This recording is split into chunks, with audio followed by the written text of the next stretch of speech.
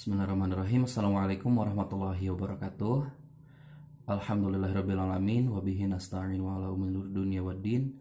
Wassalatu wassalamu ala asrofil anbiya'i wal mursalin wa ala alihi wa sahbihi ajma'in. Amma ba'd. Bismillahirrahmanirrahim. Pada kesempatan kali ini kami dari kelompok 6 PAI 4B mata kuliah bimbingan konseling PAI UIN Sunan Gunung Jati Bandung akan memaparkan materi tentang bimbingan dan konseling sosial pribadi. Kami dari kelompok 6 beranggotakan 4 orang, yaitu Dini Sari Putri yang akan menjelaskan tentang pengertian dan tujuan.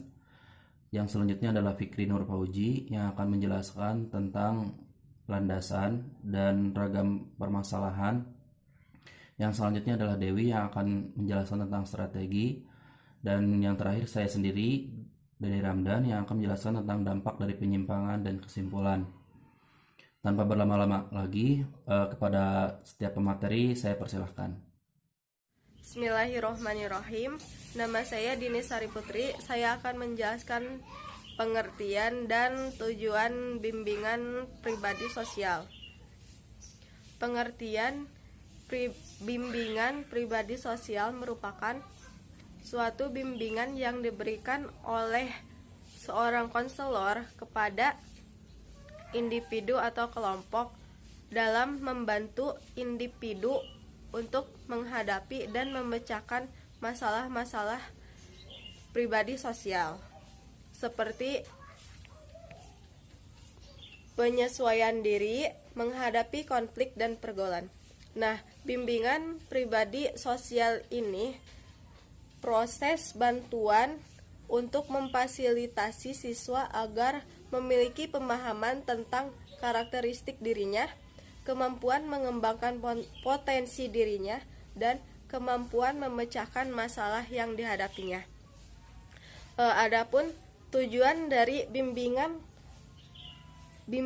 sosial pribadi ini, yang pertama, memiliki komitmen untuk mengamalkan nilai-nilai keimanan dan ketakwaan kepada Allah Subhanahu wa taala. Yang kedua, memiliki kemampuan berinteraksi sosial. Yang ketiga, memiliki kemampuan dalam menyelesaikan konflik. Yang keempat, memiliki sikap optimis dalam menghadapi masa depan. Yang kelima, memiliki sikap positif atau respect terhadap diri sendiri dan orang lain. Mungkin hanya segitu saja yang dapat saya sampaikan, kurang lebihnya mohon maaf. Terima kasih. Assalamualaikum warahmatullahi wabarakatuh.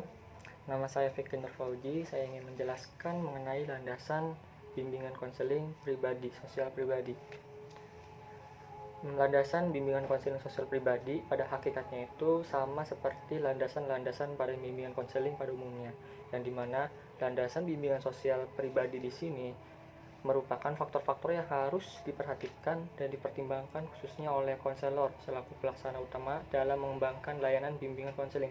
Jadi landasan di sini terkhusus pada konselor itu harus mempunyai ilmunya, yang dimana nanti di sini ada pembagian landasan-landasannya. Nah, landasan bimbingan konseling itu menurut para ahli dibagi menjadi 6. Yang pertama ada landasan filosofis, yang kedua ada landasan religius, yang ketiga ada landasan psikologis, yang keempat ada landasan sosial budaya, kelima ada landasan ilmu dan teknologi atau iptek, yang terakhir yang keenam landasan pedagogis. Nah, selanjutnya penjelasan mengenai ragam permasalahan pribadi dan sosial. Nah, permasalahan yang kerap dijumpai adalah yang pertama, masalah ke pribadi dulu. Yang pertama, kurangnya pemantapan sikap dan kebijaksanaan serta pengembangan wawasan dalam beriman dan bertakwa kepada Allah Subhanahu wa taala. Itu yang pertama. Yang kedua, kurangnya pemantapan pemahaman tentang kekuatan diri dan pengembangan untuk kegiatan yang lebih kreatif, produktif, dan sebagainya. Selanjutnya, jadi dia itu masih malas. Yang ketiga, untuk di diri pribadinya dia itu kurang pede gitu. Nah, itu permasalahan yang kerap terjadi. Lalu sering bohong. Yang terakhir, masih belum memiliki rasa disiplin. Nah, itu beberapa permasalahan yang kerap disandingkan dalam permasalahan pribadi. Lalu selanjutnya untuk permasalahan yang kerap terjadi di sosial, diantaranya kurang kemampuan bertingkah laku dan berhubungan sosial dengan penuh rasa tanggung jawab. Jadi mereka itu belum mampu untuk bersosial gitu. Yang kedua, kurangnya orientasi tentang kehidupan berkeluarga. Jadi ilmu tentang berkeluarganya itu masih minim. Yang selanjutnya, kurangnya menyenangi kritikan orang lain. Dan itu kurangnya menyenangi kritikan orang lain itu hal yang sangat fatal gitu. Jadi dia itu sering mengkritik tapi dia itu nggak mau dikritik, itu bahaya. Selanjutnya, kurang memahami etika pergaulan. Jadi dia itu bolehlah bergaul dengan siapa saja, tetapi dia itu tidak tahu etika atau pembatas dia bergaul itu. Nah, itu sangat bahaya. Selanjutnya, kurang mampu menyesuaikan diri. Jadi mungkin ya dikarenakan dia itu biasa main sama orang-orang yang kastanya tinggi, jadi dia nggak mau gitu main sama orang-orang yang mungkin secara faktor finansial lebih rendah dari dia. Nah, itu sangat kurang berkenan. Yang terakhir, penyakit sosial seperti tawuran, geng motor, pemalakan, pencurian, mabuk-mabukan dan sebagainya itu yang kerap terjadi, permasalahan yang kerap terjadi di sosial. Ya, mungkin terima kasih dari saya ucapkan terima kasih ya. Assalamualaikum warahmatullahi wabarakatuh. Saya kembalikan lagi kepada Kang Dede. Assalamualaikum warahmatullahi wabarakatuh. Nama saya Dewi Gita Mahalani. Di sini saya akan membahas tentang strategi dan teknik bimbingan dan konseling pribadi sosial. Beberapa jenis layanan dan struktur bimbingan. Yang pertama ada layanan dasar bimbingan, yaitu layanan umum yang diperuntukkan bagi semua murid. Strategi yang digunakan dapat berupa bimbingan klasikal, bimbingan kelompok, berkolaborasi dengan guru bimbingan studi, dan kerjasama dengan orang tua. Tujuan layanan ini untuk membantu seluruh murid dalam mengembangkan keterampilan dasar untuk kehidupan. Kedua ada layanan responsif, yaitu layanan yang diarahkan untuk membantu murid mengatasi masalah-masalah yang dihadapi pada saat itu.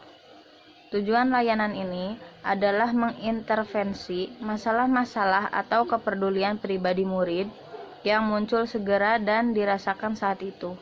Juga ada layanan perencanaan individual, yaitu layanan yang dimaksudkan untuk membantu murid mengembangkan dan mengimplementasikan rencana pribadi sosial.